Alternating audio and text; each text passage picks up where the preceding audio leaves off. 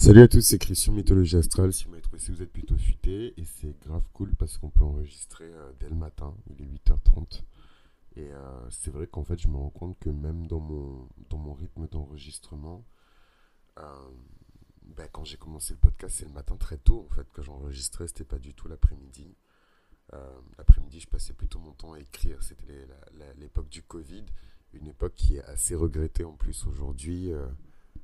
Même si voilà, il y a eu des effets dévastateurs, mais il y a beaucoup de gens qui regrettent un peu le moment du confinement. Alors pas le Covid, hein, attention, mais au moins le confinement parce que c'était des configurations qui laissaient beaucoup de temps aux gens pour se développer, pour se concentrer. Et c'est vrai que là, on est un petit peu moins dans ce type de configuration-là. Aujourd'hui, mes chers amis, si vous m'avez trouvé, c'est que vous êtes plutôt futés. J'avais envie de vous parler un petit peu du départ de Pluton, qui sort enfin du Capricorne.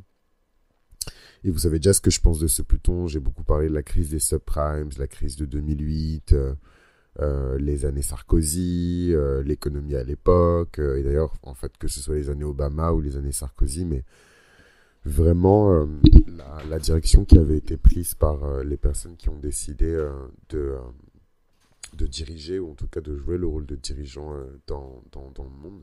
Et évidemment, alors je ne sais pas si c'est de la chance ou plutôt quelque chose qui est vraiment dû, mais on va avoir cette direction de Pluton qui va changer, puisqu'il sort du Capricorne pour entrer en Verseau. Et comme vous le savez, à chaque fois qu'on a une planète qui est très lente, qui sort d'un signe pour entrer dans un autre signe, déjà, first of all, une planète n'est jamais aussi puissante que lorsqu'elle rentre dans un signe et lorsqu'elle sort d'un signe. Donc vous verrez, il va se passer plein de choses, blablabla. D'ailleurs, c'est marrant, mais ça a déjà eu lieu, hein. Justement, post-Covid, post-confinement, on avait déjà eu un petit doigt de pied de Pluton en Verseau. Et ensuite, on est revenu vers Pluton en Capricorne. Et donc là, Pluton s'apprête à repartir en Verseau. Et il va amener avec lui tout un tas de changements. Mais plutôt que de parler de Pluton en Verseau, ce serait intéressant de se plonger dans Pluton en Capricorne et comment en fait il va, comment dirais-je, comment il va, euh, tac, tac, tac, tac, tac, comment il va doter chacun d'un don, puisqu'à chaque fois qu'une planète passe... en fait, il faut vraiment voir les planètes comme... C'est horrible, hein, mais il faut vraiment voir votre thème comme un dos qui est hyper fracturé, un dos sur lequel il y a plein de, de courbatures et de problèmes, etc. Et en fait, le rôle que va jouer la planète, c'est qu'elle va venir mettre sous pression l'ensemble des éléments qui se retrouvent dans cette maison.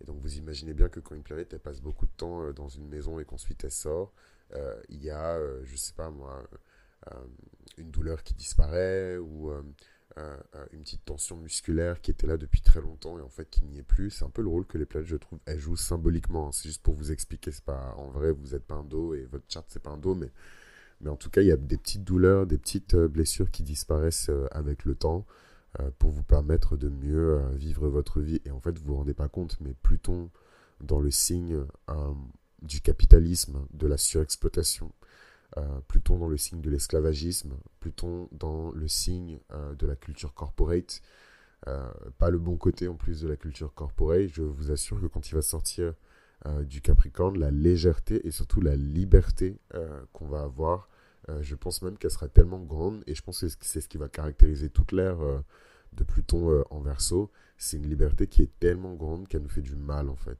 Hein, c'est une liberté où on a tellement de pouvoir et d'autonomie qu'en fait on l'utilise mal. Et d'ailleurs c'est marrant, mais Pluton en Verseau, la thématique elle est très, comment on dit déjà, euh, en fait, c'est pas manichéen, mais pour le coup, la thématique, elle est très chrétienne, hein. Enfin, vous me direz chrétienne ou juive, mais en tout cas, voilà, tout ce thème un peu de la genèse, de croquer dans la pomme, de vouloir accéder à la connaissance à tout prix, parce qu'on estime qu'on peut avoir un meilleur plan pour nous-mêmes que Dieu a pour nous, hein, parce qu'on est tellement intelligent et autonome et on peut tellement se débrouiller seul. C'est un peu ça, hein, l'ambiance de Pluton Verseau, mais avant d'y arriver, on est sur Pluton en Capricorne et à la demande, alors j'ai oublié le pseudo de la nana, mais à la demande d'une auditrice du podcast qui écoute le podcast depuis des années d'ailleurs et qui m'a demandé un sujet. J'ai décidé de vous parler de ce que Pluton va vous donner en fonction de votre maison entière en Capricorne dans votre thème. Donc Pluton, c'est une planète de transformation, c'est une planète de régénération et de puissance, et elle a passé une très longue période en Capricorne. Hein, depuis 2008 d'ailleurs. J'ai pas mes dates sous les yeux, attendez. Donc ouais, il me manquait juste des petites notes et tout parce que j'avais pas les dates exactes, mais grosso modo, Pluton Capricorne, c'est 2008-2023 à peu près. Hein. Et donc Pluton, en 2008, il rentre en Capricorne, il marque le début donc d'une époque de remise en question, de structure de pouvoir, d'autorité. On a eu une crise financière mondiale. D'ailleurs, on rentre dans une... Alors, on rentre pas encore dans une crise financière mondiale, mais en fait, c'est un effet domino. Hein. C'est d'abord l'inflation qui entraîne une récession. Et ensuite de la récession, tous les spéculateurs et les personnes qui ont beaucoup d'argent. D'ailleurs, j'ai lu un truc qui m'a fait exploser le cerveau. Faudrait que je revérifie. Mais on a l'écrasante majorité des actions qui sont disponibles sur le marché, sur un marché par exemple comme Wall Street, qui sont détenues en majorité par les 1%. Et donc ça m'étonne absolument pas parce que pour faire autant d'argent avec de l'argent, c'est ce qu'on appelle des papers millionnaires ou des papers billionnaires. Il faut forcément investir. Sauf qu'en fait, les capacités d'investissement et les opportunités d'investissement, elles sont réservées aux plus riches. C'est très récent, hein, les Robinhood, tous ces courtiers, ces services de courtier et tout. Et tous bon, là, je sais que je vais froisser des gens, mais voilà, toutes les personnes qui sont en mode crypto-monnaie, voilà, etc., tout ça, c'est super récent. Avant, les gens n'avaient pas accès à ce genre d'outils financiers, ils n'avaient pas accès à ce genre d'opportunités. Donc, 2010-2012, c'est Uranus en bélier qui forme des carrés à Pluton, et c'est des mouvements de protestation et de transformation qui jaillissent en fait à travers le monde, notamment le printemps arabe, tout un mouvement justement qui s'appelle Occupy Wall Street, avec des manifestations qui sont massives pour les droits sociaux. Et d'ailleurs, parce que moi c'est un sujet qui m'intéressait à l'époque, c'est après toutes enfin bon, un petit peu avant quand même, mais en tout cas autour de toutes ces manifestations autour de Occupy Wall Street, que les financiers ont décidé d'avoir des financements et des investissements à impact social. Et en fait, toutes ces politiques de diversity and inclusion, les femmes, les femmes, les femmes, les gays, les gays, les gays, les noirs, les noirs, les noirs, les arabes, les arabes, les arabes. Voilà, toutes ces politiques-là, évidemment, elles étaient déjà là chez des vrais militants qui sont au sol, sur le terrain, etc. Mais elles sont vraiment rentrées dans le milieu institutionnel et surtout dans le milieu des institutions financières à cette période-là aussi. Et d'ailleurs, si vous avez une bonne mémoire, vous vous en rappelez. Hein, 2010-2012, c'était l'explosion de Black Lives Matter, tous ces trucs-là, parce qu'il y avait les fonds aussi pour financer ça. On a vu le résultat aujourd'hui avec un détournement de fonds de malade pour Black Lives Matter.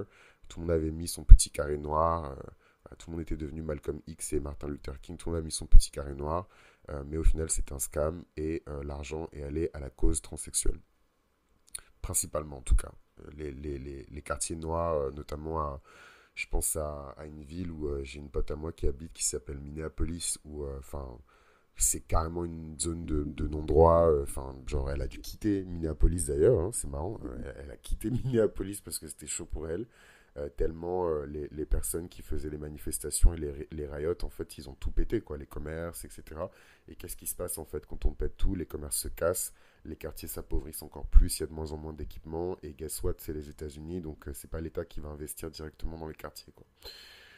Fast forward à 2015, la crise migratoire en Europe et la montée de mouvements populistes qui reflètent aussi des tensions qui sont accrues entre les idéaux d'ouverture et les valeurs de sécurité. En fait, j'aurais dû faire un webinaire.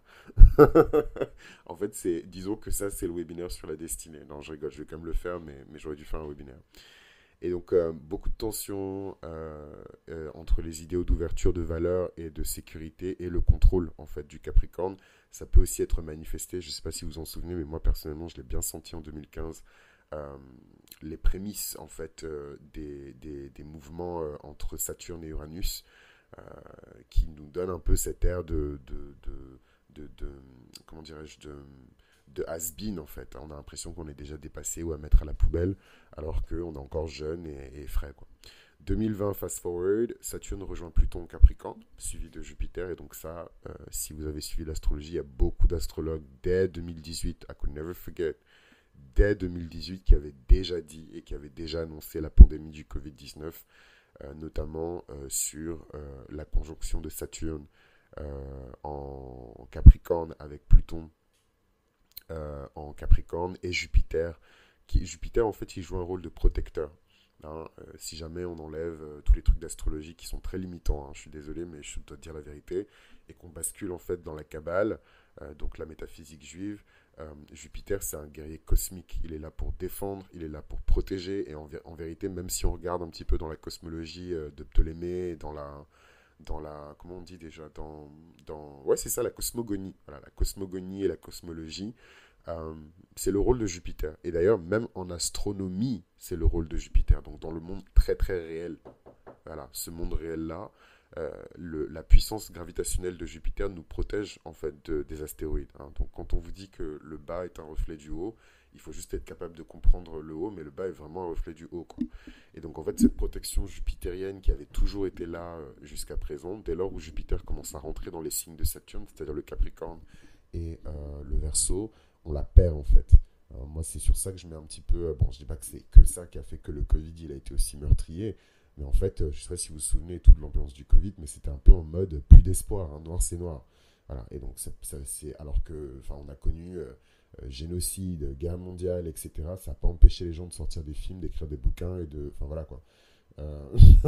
Là, c'était vraiment noir, c'est noir, il n'y a plus d'espoir, pandémie, et c'est aussi l'effondrement d'anciennes structures, des structures d'exigence, des structures de résilience collective qui se sont un peu émiettées et effritées, quoi. Donc ce cycle de conjonction, il réactualise la remise en question de l'autorité et des systèmes aussi qui sont liés à la santé, hein, parce que il a fallu le Covid aussi pour qu'on se rende compte à quel point dans certains pays, la question de la santé publique, voilà quoi, je ne suis pas de ces pays-là, donc je ne vais pas commenter. D'ailleurs, la France, elle a pas de leçon à donner. Enfin, je ne prends pas une posture de supériorité pour dire ça, hein, parce que je sais que vous m'écoutez dans toute la francophonie, mais vous-même, vous avez vu. Voilà, comme on dit chez nous, toi-même, tu sais. Fast forward 2023-2024, donc Pluton entame son entrée en Verseau. Il indique ici une redéfinition du pouvoir collectif. Et là, c'est complètement différent. Et je sais pas, et je sais pas si vous avez remarqué, mais en fait, dès que Pluton en 2023, il est rentré en Verseau, c'est là qu'on a commencé à avoir des fissures un peu sur le visage capricornien, on va dire.